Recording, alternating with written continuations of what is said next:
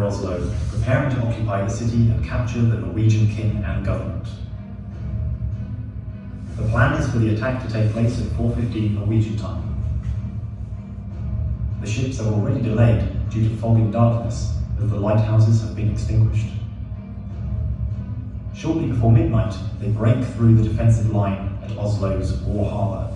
They defeat the patrol boat Pol 3 and pass Rauøy and Ålaren. The forts fire warning shots, then open fire, but the vessels do not respond. Instead, they move on into the darkness. Following reports of skirmishes in the outer Oslo field, the commander of Oscarsborg Fortress, Colonel Birger Eriksen, understands that something serious is about to occur. At 3:30 and 3:40, he receives reports that warships with extinguished lights are passing the signal station. All sections of the fortress prepare for battle. At 3:58, the commander decides that shots must be fired.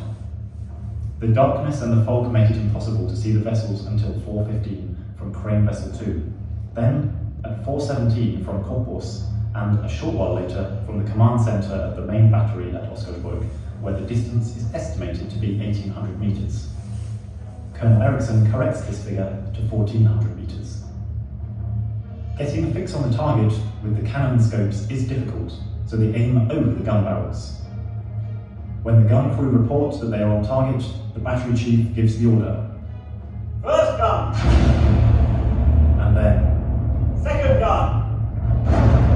Both shots are direct hits. The first shot hits the bottom of the command tower on Blue Ship, sending sections of it crashing down into the water. The second hit is on the aircraft hangar in front of the aft mast. It explodes inside the hangar and ignites airplane fuel. Blue Ship is now burning midship.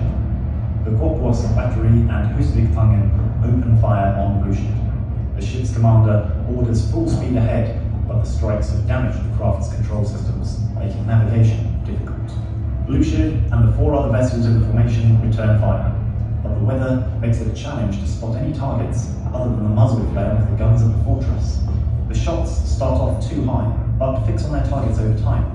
2 houses at Husvik are hit and catch fire. 2 women in Drobak die from grenade shrapnel. When Blue Ship is in range of the torpedo battery, her speed is estimated at 7 knots. The first torpedo is launched and hits the prow. The next torpedo is fired a little further towards the aft and strikes midship. This knocks out Blue Ship's main engines, and water begins to flood into the ship, which is now drifting north. The commander of Blue Ship still believes he can save the ship.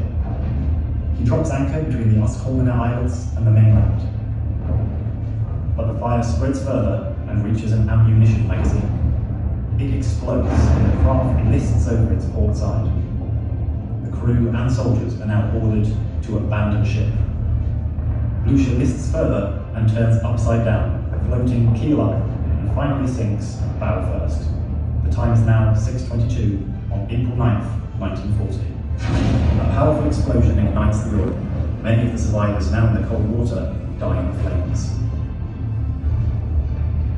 The ships behind Blue Ship, the cruisers Lutzow and Emden, the torpedo boat Møller, and 2 minesweepers, reverse course and exit the field.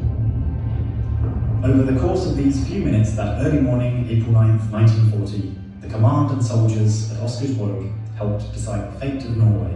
The king and the government had time to get out of the city before the Nazis came in, and the Central Bank of Norway's gold reserves were transported to safety.